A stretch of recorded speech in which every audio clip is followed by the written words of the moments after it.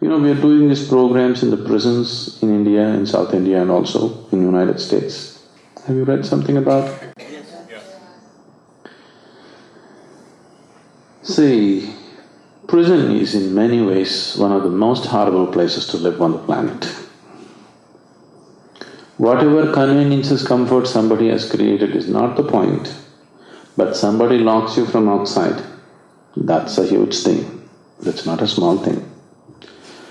One will not understand what this is unless you go there. I have spent sufficient time there. It's a different kind of suffering. It's a very, very different kind of suffering. First of all, criminal is a man. Whoever you brand as a criminal is a man who has more longing for life than other people. He wants to live. In his hurry to live, he will trample certain things because of which he becomes a criminal, isn't it? His longing for life is deeper than other people, that he cannot go in the line like everybody, he wants to jump the line, that's why he becomes a criminal. So when this man is locked up, denied many things, the suffering is very, very different.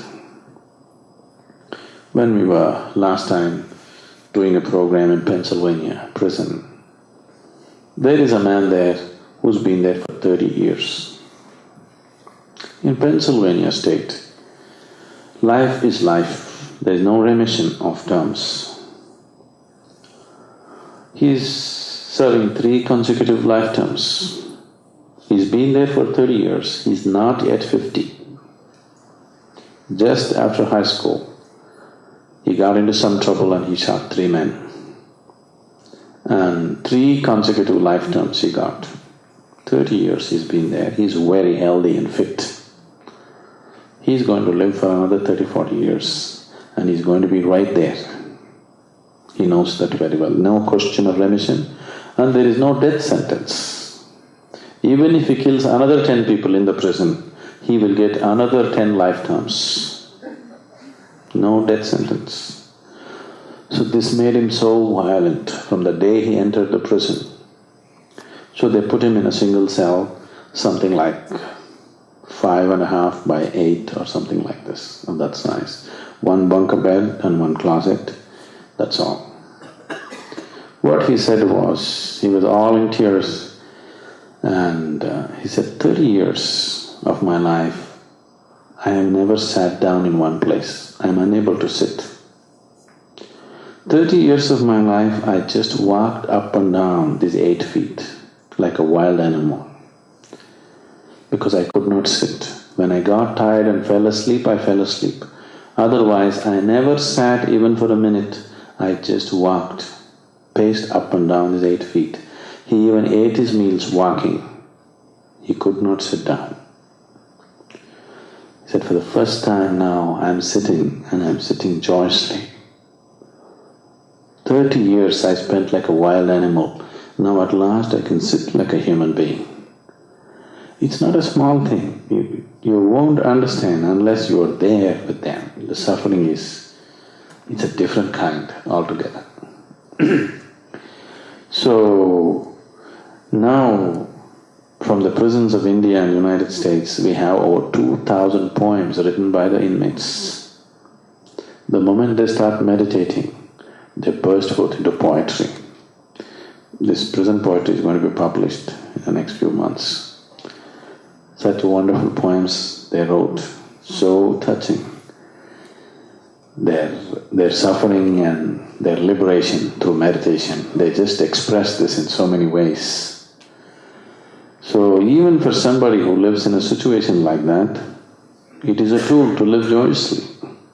So for you, it will definitely work if you are willing to make use of it. I want to say that you live truly as blissful human beings. It's possible. I know it's possible. If you are willing, you will know it's possible. And it is just that major things have been done. Enormous amount of money is being spent in creating arms and ammunition. Enormous amount of money is being spent in tobacco and alcohol and pleasures and entertainment and everything.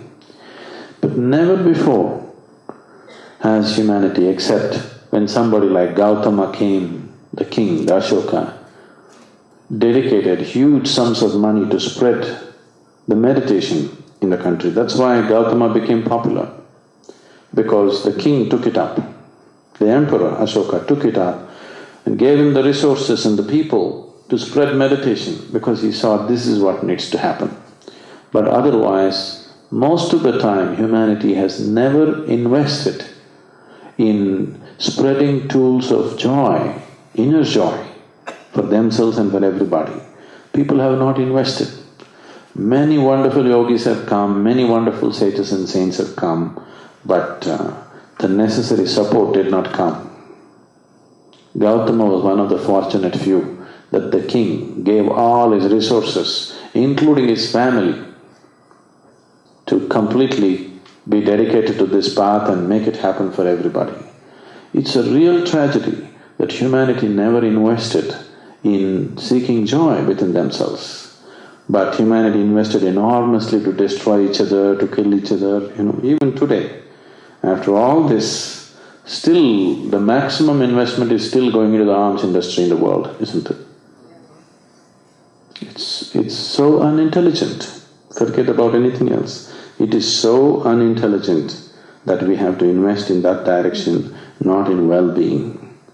It's time you invest your time, life and your resources to make, the right kind of things happen in the world, isn't it? For yourself and for everybody.